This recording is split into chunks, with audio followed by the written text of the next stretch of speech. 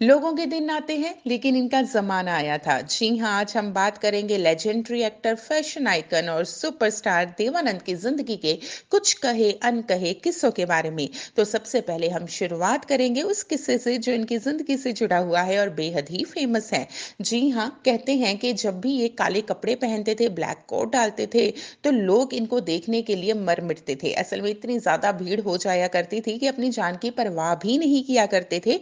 इसीलिए कोर्ट ने बैन लगा दिया था। किस पर? काले कपड़े पहनने पर। कोर्ट ने देवानंद पर काले कपड़े पहनने पर बैन लगा दिया था। दोस्तों, इस किस्से में कितनी सच्चाई है हम तो नहीं जानते, लेकिन जब भी आप देवानंद की बात करेंगे या इन्हें कहीं भी सर्च करेंगे तो ये किस्सा सबसे पहले आता है। अब फिल्मों की बात करें तो फिल्मी दुनिया में आने से पहले ये मिलिट्री ऑफिस में बतौर क्लर्क काम किया करते थे और इनका काम क्या था? सैनिकों द्वारा भेजी गई चिट्ठियों को उनके परिवार को पढ़कर सुनाना।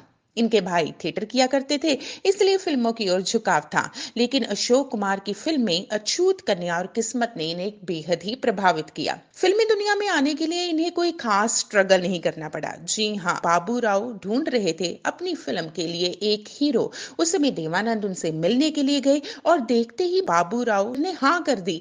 वो हमेशा कहते हैं कि इनकी आंखें, इनकी स्माइल और इनका कॉन्फिडेंस जो है वो बेहद ही आकर्षित करता है। गुरुदत्त के साथ इनकी खूब जमती थी। असल में इन दोनों के बीच में एक डील हुई थी। वो डील क्या थी? देवानंद कहते थे अगर मैं सुपरस्टार बन गया तो मेरी फिल्म को डायरेक्ट आप किया करना, और अगर आपकी फिल्म हिट हो गई तो आप मुझे अपनी हर फिल्म में लिया करोगे। तो गुरुदत्त और देवानंद की दोस्ती के किस्से जो है बेहद ही मशहूर है। ऑन स्क्रीन बात करें तो देवानंद की सुरैया के साथ अच्छी जोड़ी जमती थी, लेकिन ऑफ स्क्रीन भी इनके बीच में अच्छा तालमेल था। असल में एक बार फिल्म विद्या के एक सॉन्ग की शूटिंग चल रही थी। फिल्म का गाना था किनारे किनारे चले जाएंगे हम। तो उस फिल्म की शूटिंग के दौरान जो सुरैया है उसकी किश्ती पलट जाती है।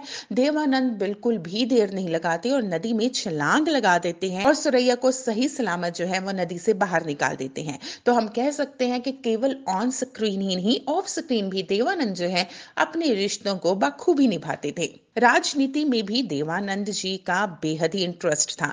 1975 में जब इमरजेंसी लगी थी तो इन्होंने खुलकर विरोध किया था और इसके लिए रैली भी निकाली थी। और 1977 में जब इलेक्शंस हुए थे तो कांग्रेस के विरुद्ध भी इन्होंने जमकर प्रचार किया था। अपनी जिंदगी के आखिरी पड़ाव तक भी देवानंद ने फिल्मों का साथ नहीं छोड़ा।